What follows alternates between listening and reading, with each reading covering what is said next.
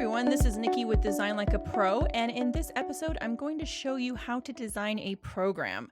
Now this is basically a multi-page booklet that we're going to design, and it's a really popular type of project to be working on in InDesign because it covers so many different industries, from dance recitals to church bulletins or programs. Basically any type of event or situation where you need to design multiple pages within a booklet, this is for you.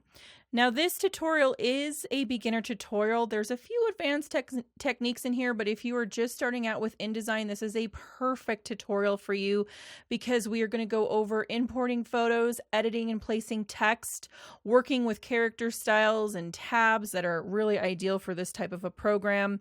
And then also we're going to save out this program in two different formats, which I do have very specific tutorials here on Design Like a Pro that I will link for you below. But this is going to go through both options, regardless of whether you have a PC or a Mac. So you should be covered if you're going to be printing professionally or if you're going to print in-house, which, let's face it, when we're tasked as designers to do recital booklets, for example, in programs, we really don't have a lot of time, and we may be making something very simple that we are going to print in-house. So this is going to cover all of those scenarios for you. So let's go ahead and dive in. I am using the latest version of InDesign, but as always, my tutorials here are really friendly to any version that you may have available. So let's go ahead and fire up InDesign and get started. Okay, so what we have here is the starting screen that we are going to work with, and we're going to create our document size. So I'm working with inches. You guys, the latest versions of InDesign really make this easy to switch between units here so that you can pick what works for you. And we are going to create a 5.5 by 8.5 booklet. This is basically half of a letter size, which is ideal for many booklets. This allows you to print this in-house. If you have a copy machine that's going to do double-sided printing for you, this is going to allow you to do that on just a regular sheet of paper, which is a perfect situation. So we're going to change this to 5.5 by 8.5, and you can see below here, we can see that effect taking, so we can see exactly what the page size is going to be. So there's a few more settings that we are going to leave checked here. Facing pages, because this is a booklet, we are going to leave facing pages checked. If you don't, nothing really horrible is going to happen, but this is just going to flow more like a booklet if we keep these checked instead of having the pages stacked individually. If you know how many pages you're going to have, you can definitely add that amount here. Just keep in mind that in order to have a complete booklet, you do have to have the right amount of pages. And as I've stated in previous lessons regarding multiple page booklets, an easy standard to go by is something that is divisible by 4, because booklets are going to at minimum be 4 pages, 2 front, 2 back, right? So as long as you're increasing your page count by 4, you should be good to go and have a complete booklet, meaning that you're not going to have any blank pages that you have to deal with. So our booklet is just going to be a basic 4 pages. In this case, it's going to be a front and a back. You can mark here if you want your page to start on a number other than 1, but in this case, we do want to just start with 1. And the only other thing that we are going to add here is a bleed. Even if you're printing in-house, it's a really good habit to just automatically apply a bleed here, because then you're really thinking about items that may go off the page. If you're going to print in-house and you're not dealing with a bleed, you don't need this extra feature, but like I said, I'm in the habit of doing this because you just never know, and it's a lot easier to have this from the beginning than to have to go back and add it. So these are all of the settings. We're going to go ahead and create this, and you can see here that we have our 4 pages and that it is going to create a complete booklet, i.e. our front and back and then the inside pages. If we wanted to add more, we could. But no, like I said, you have to add at least 4 pages to make it a complete book. So 4 is the minimum, but we could have 8 pages, then we need to go up to 12 pages and so on. So just keep in mind that if you want to have a complete book, you have to go up at least 4. We are just going to stick to 4 pages here for the ease of this tutorial. So let's go ahead and get started. I like to work from the cover down if I have all of the content with me.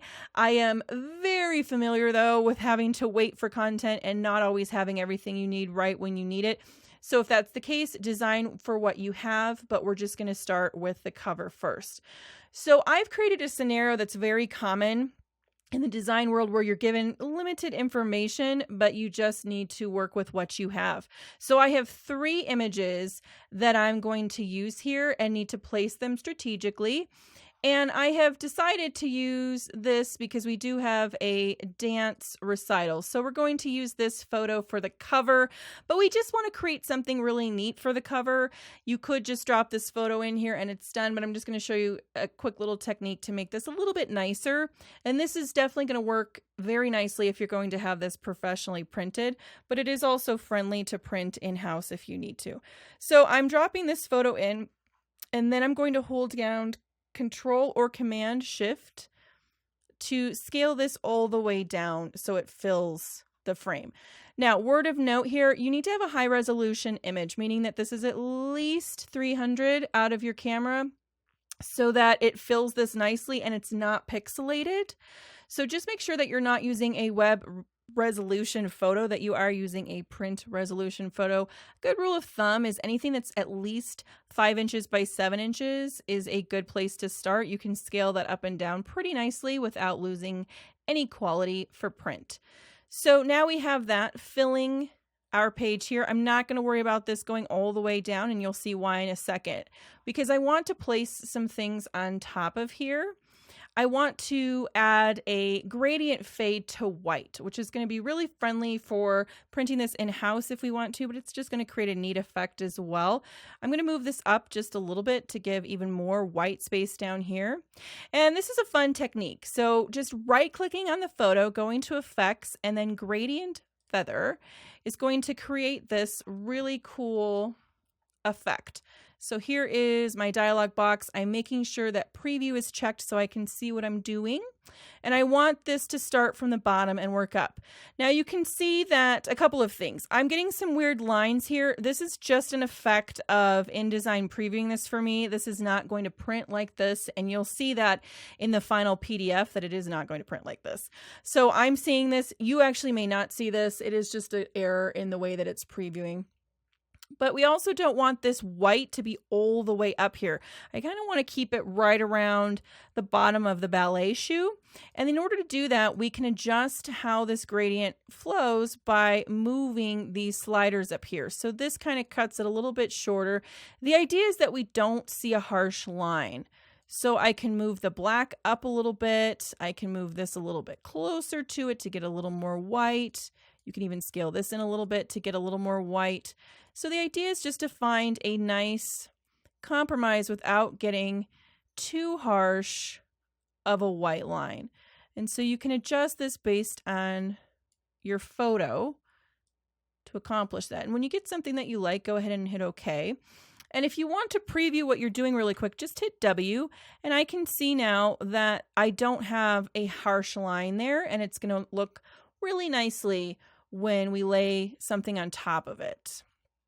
If you want to see this in a high quality, just go ahead and change that to high quality. It helps a little bit, gets rid of the pixelation of the photo, and I can now see it in a higher quality. And you can see that those lines are changing as I move around here. So those, again, are not going to print. It's just an error in the way that this is displaying. So the next step is to add some content on top. If this is a program, typically it's probably going to be the name of the program or event, right? So let's go ahead and drop some text in here. I'm just going to start typing 2018, and it's going to be a spring recital, and it's for a dance school. All right. Now we've dropped in some text. Let's go ahead and style that. I want to center align it, and I want to do some different fonts here. So let's find something here. Want something scripty, really soft. It's a ballet, right? So we want something a little bit more soft, not too edgy or modern. And we're going to bring this up quite a bit. And you can see that the R is coming into the 2018. So I'm going to increase the spacing between that and then bringing dance school down as well. And I want to make dance school a nice clean sans serif, and then I'm going to make it all caps as well. Bump up the size a little bit. And one tip I have, whenever you're making anything all caps, it's much easier to read when you add some decent space between your letters.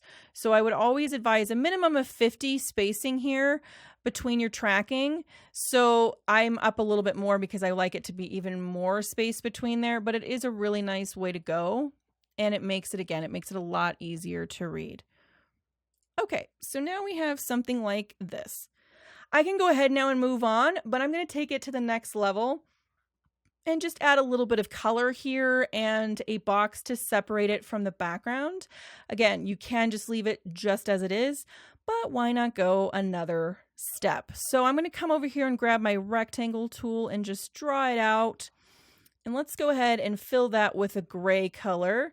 I'm going to create a new swatch because we do not have a gray color, and I want it to be about 80% on the black. So we're going to add it. And you can see now that I have that swatch to use in the future. Problem is it's covering up my text, so I need to right click arrange, and we're going to send backward 1, and then that allows me to see my text. And then I'm going to hold down shift and click the text box so the rectangle and the text box is selected. Come over here, and I just want to make sure that everything is center aligned with my text box. And the black is a little bit hard to read on that dark gray. So I'm going to select the text box, come over here and hit the T, and that's going to change it to the font color instead of a fill color. So we're going to change it to a different color here, and let's go with white. And now you can see that that contrast is a lot nicer. Okay, and then there's only one other thing we're going to do, and we're going to add some color to this box by creating a stroke around it. So let's come up here to stroke and create a nice size, about 5, and we want that to be a dashed line. And then I'm going to come back over here to swatches, select the stroke, it'll bring it to the front, and I want to add a nice pink color. One tip I have is always to pull colors from the images that you're using. It's a great way to tie your color palettes together, and it gives you some color ideas if you're completely stuck on what to do. So we are going to create a nice pink color, and you can do this just by dragging around here and finding something that is similar. You can also use the eyedropper tool over here if you would like, but I don't want as light of pink as the ballet shoe. I just want something that is close to it. All right, we'll try something like that. And now you can see that we have a nice pink stroke, and it looks like it goes with this photo. So that just dressed things up a little bit for you. And now it's time to move on to our interior pages. So I'm going to zoom out here so you can see. We now have a left and a right page. So typically what is good on these pages is it's going to be the program itself. We're going to confine this to 2 pages just to show you some examples of formatting text for a program. But you can continue this program as many pages as you need to. So my trick is always to work from the back forward, meaning I place images first, which is then going to allow me to understand where I can place text. So it's time for our next ballet image, and we've got this cute little image of these girls. So we're going to place this.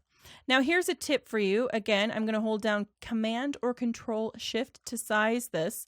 If you are going to print this in-house, I would strongly advise that you keep all of your content within these pink margins just to ensure that when you print, you don't have an issue with things being really close to the edge. And then you'll have a nice border around everything that's uniform across all of your pages. So the same would be true for this cover image. You may want to bring this guy in to this margin line, and that way if you were to print this in-house, you're not going to have issues. You're going to have this white border here, but again, it's going to look nice and even for all situations. If you're going to have this professionally printed, then definitely maximize bleeds because it looks nicer to go all the way across. But that's one very quick way to accommodate whether you're going to be printing in-house or not. So in this case, we are just going to take it all the way to the edge because we are not going to be printing this in-house. So I'm going to position this though, so that these girls are a little bit up,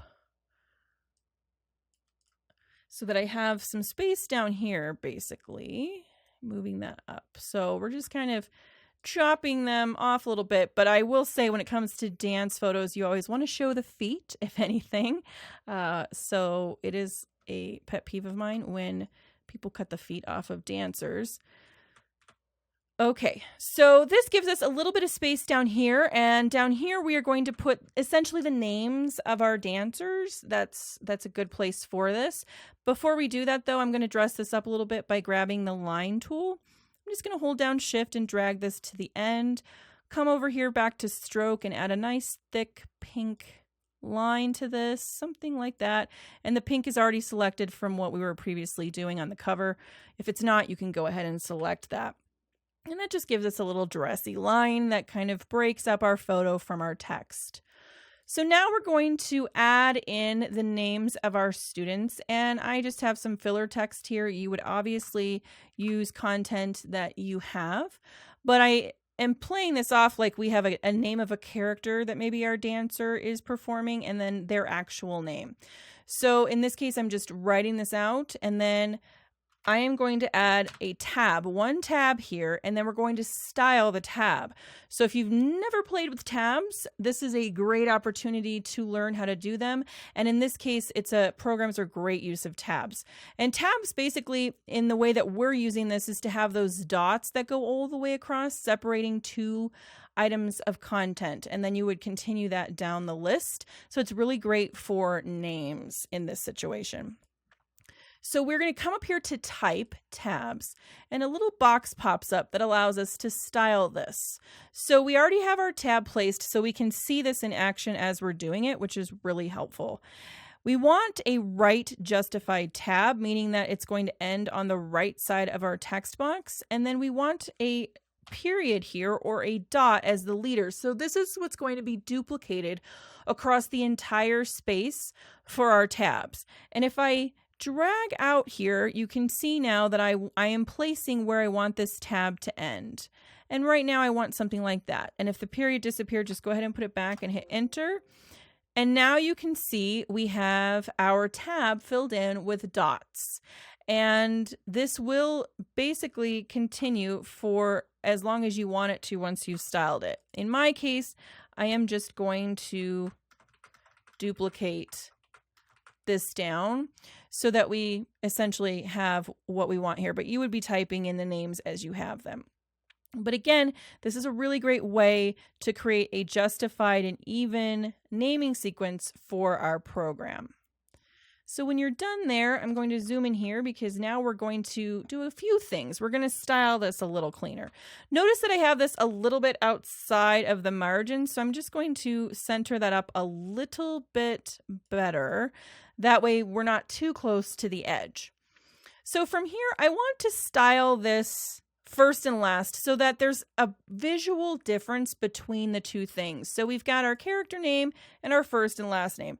I want the first and last name to be styled a little different. First of all, I would like it to be all caps, and I am going to change the entire font here to, let's say Adobe Castellan Pro.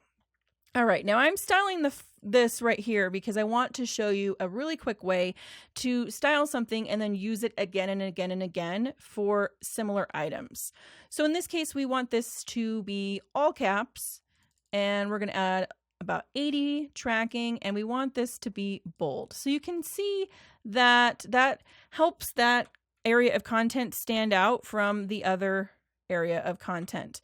But I want to apply it to everything below. And in this case, we're going to highlight this and come over here to character styles. If you do not see character styles, it's available in styles, character styles under the window tab. And so from here, we click the little hamburger drop down and create a new character style. And the dialog box comes up, and let's give it a name. Let's call it dancer name for reference. And you can see that the styles are being captured here the way that we styled it. And if we go ahead and hit OK, we now have a character style saved based on this text right here. So now if I select all the other ones, I can quickly style all of my other names to match, making sure that I'm just selecting the text that I would like to be styled in this manner. Okay, so now quickly I have been able to style all of this different than the character name over here. And if you find that you want to make further changes, a beautiful thing about character styles is that if you double click and come back into our basic character format, we can do some other things here. We can say that maybe we want it to be italicized. And you can see that any case that's been applied the character style, and our first one wasn't, so we need to go back and fix that. But anytime that we've used that character style, it's going to automatically change for us. So it changes all cases of that character style, which is a really awesome thing and saves so much time. So let's go back and make sure that our first example, is also labeled dancer name. That way it's good to go. The only other thing I'm going to do here is just add a little bit more spacing to fill it out. You would accommodate this based on how many names you have here, but that just fills out our naming a little bit better. So now we've got something like this. Okay, so in that way you learned how to use tabs and then how to maximize using character styles to save a lot of time and effort when styling a lot of the same text. On this next page in program land, it's very useful to use this page as your actual program, right? So in this case, I have, again, some examples to save us some time. So I'm going to just copy that over here. In the case that I just copied this over, a lot of times you may be getting information from another resource, which it may be in a Word document. So you can just copy that text over here and Control or Command C and then Control or Command V will paste it as a text box. So if you're getting it from an email, whatever you may be getting this text from, if you're not typing it out yourself, that is how you bring it over. Again, I'm going to center align this, and now this is ready to style. And we're going to use different sizes and different fonts to get the style that we want. This is a really good tip because a lot of times you just get text like this. It's fine, but there's no visual hierarchy here. So in this case, we would like to have some visual hierarchy. So doing so via different fonts and also different sizes is the way to do that. Now keep in mind when I say different fonts, I do not mean going crazy with your fonts. I still like to keep my font choices to 3 or less, but it's how you use them that makes it stand out. So for example, the title Act 1, let's give that a nice script font, and we're going to make this a lot larger so that we can read it. Okay, so that softens it up. It goes with our ballet dance theme that we already have going on. For the rest of our text, I'm going to keep in line with the same font that we used over here for our names. So that was Adobe Caslon Pro. I'm going to set that. And then to further enhance this, I'm just going to italicize the song name. So again, you can create a character style out of this if you would like to quickly change the song name going forward so that it's italicized. So I have that, and so let's go over here and just quickly create a song name, character style, and do the same thing for our acts because we're going to have more than one come through here. And then this is going to be our act title, basically. And okay, so now we have our act styled, and essentially what this is the dancers over here would be listed under the song name when you actually had content.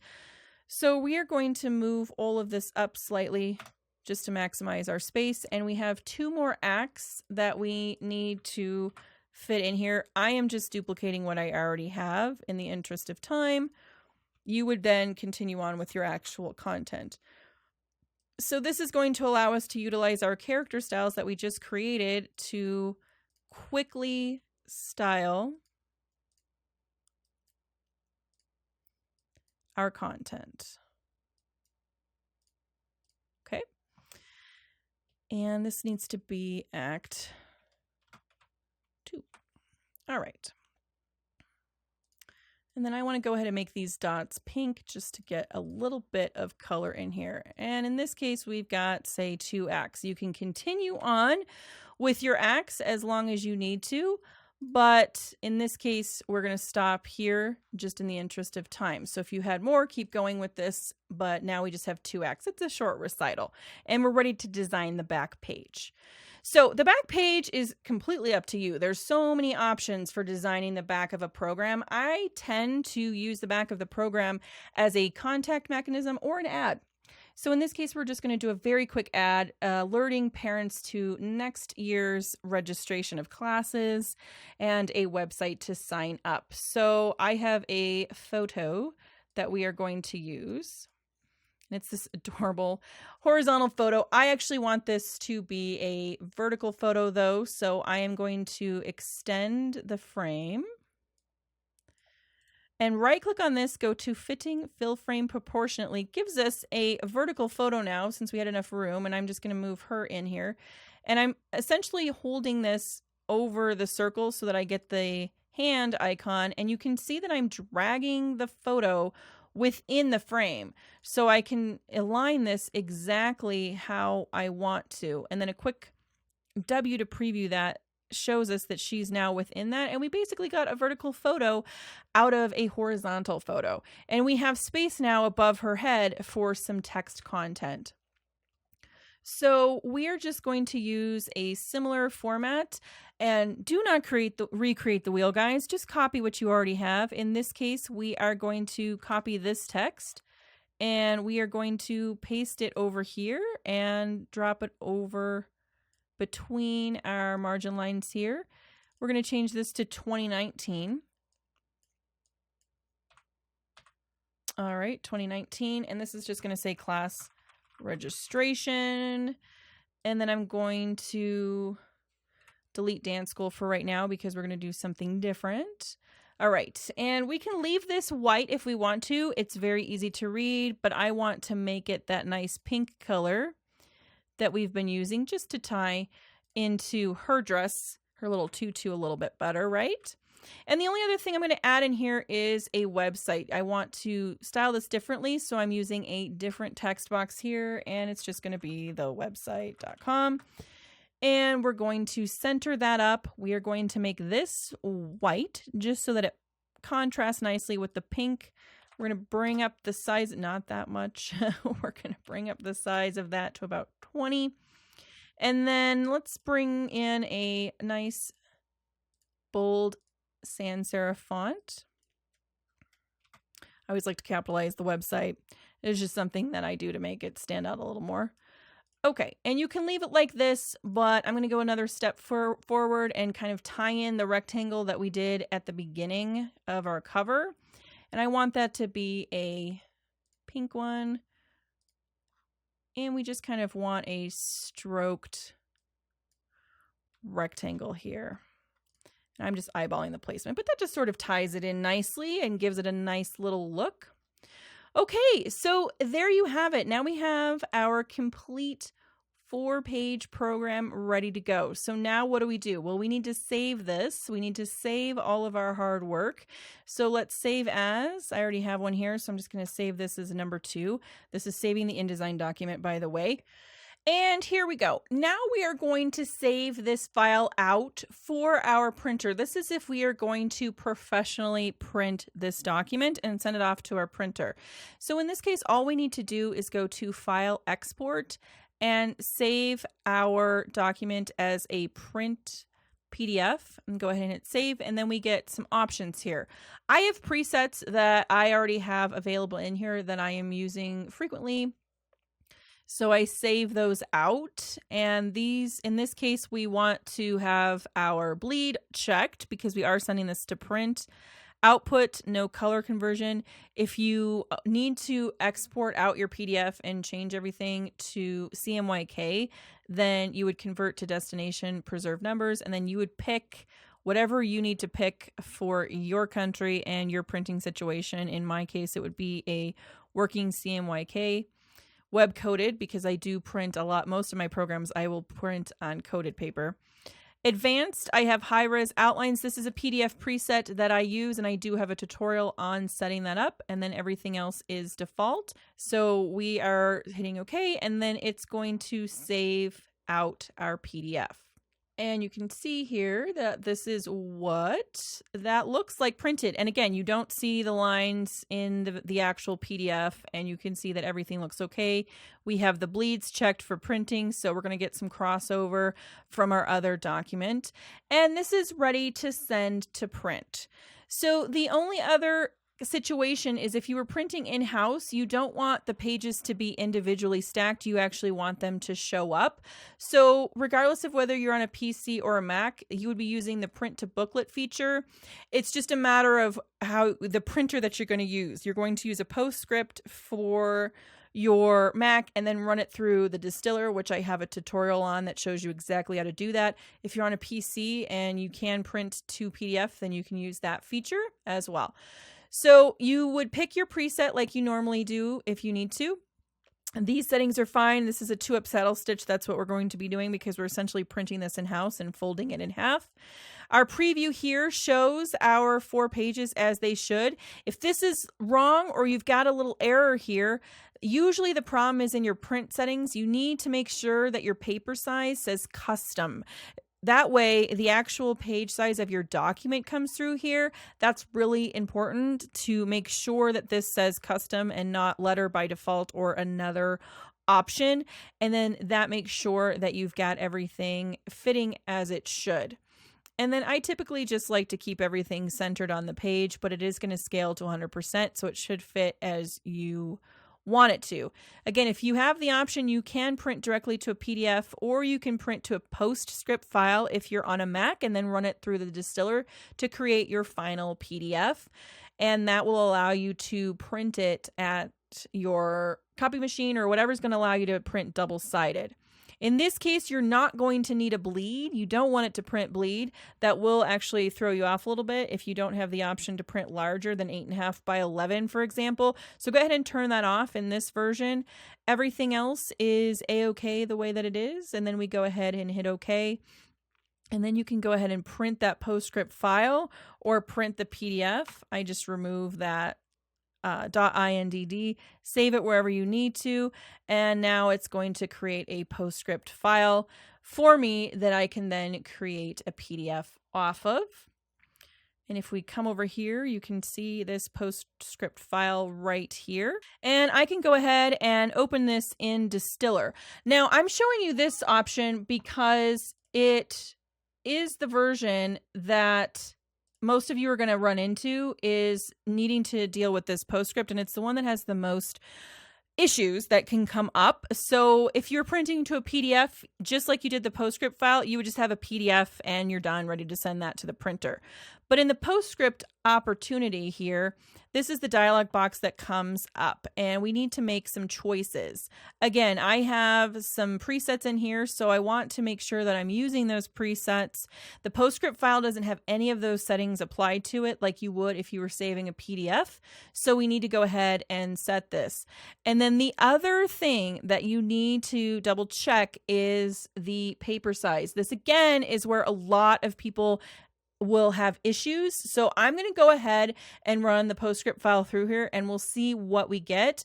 But if you do have issues with alignment, it usually lies in your page size not matching up with the document. And in this case, I can tell you it's not, because it's coming up as a portrait with the width. It actually needs to be the other way around, because our double pages, we're thinking double pages now. We designed a 5.5 by 8.5 booklet, but the pages are side by side. So it's actually 11 by 8.5, right? So we just need to make sure that that page size reflects what we're actually creating, so that when we print it out, we print out our 8.5 by 11 and fold that in half. Then we end up with our 5.5 by 8.5. So you just have to be aware of that when you're doing this. And if it doesn't look right, it's usually the paper size that is the issue. So I'm going to go ahead and drop that in there. And then we're going to go ahead and save this out as a PDF. And you can see that it's running through and it created a PDF. Now, the moment of truth is to open this guy up and see what we get. Okay. and here we have our PDF. And you can see that our pages are side by side, exactly how we wanted, side by side, right? So this is our front and our back, and this is our inside pages. So from here, I can go ahead and print this on any printer that I have access to that is going to allow me to print double-sided. So I don't actually have that in this case, but you can now print this double-sided. Know that because you don't have these images in, that you may have some issues. So again, like I said earlier in the tutorial, make sure that you've got white space around here to look a lot better. But the technique is the same, and you can see the difference between saving this out for a professional printer where all of your pages are stacked and they can now take this and put this together versus the booklet version, which allows you to print this in-house double-sided. You can send this to your printer, by the way. It's just that they typically prefer it like this. In all my years of printing, printers prefer it this way, where this is very handy if you're printing this in-house because you don't have to worry about the pages being side by side. So that is 2 ways that you can save out your final document running it through the distiller. And again, if you have any issues with the way that it looks, it is most of the time related to your PDF settings, and it is the page size as the issue. As I noted, if this was reversed by default, we would have had an issue because it would have printed out our booklet in portrait mode instead of landscape mode, and we would have had an issue. So that was fixing it to match the page size originally. Thank you guys so much for watching. I know this was a pretty detailed tutorial, but again, this is a project that so many of you have requested and a lot of us are tasked with doing pretty much on the fly when you're creating booklets for any organization that you may be working for. If you have any questions, please leave them in the comments below. I do my best to check every comment that I receive. You can also shoot me an email, which is listed down below. Check out the other tutorials if you're stuck on anything that I have way more detail on, especially the last step where you're saving out the PDF. I actually have a tutorial that will show you the hiccups that you're going to run into most commonly through that process. And if you haven't, please make sure that you subscribe to stay up to date with all of the latest and greatest here at Design Like a Pro, and I will see you in the next episode.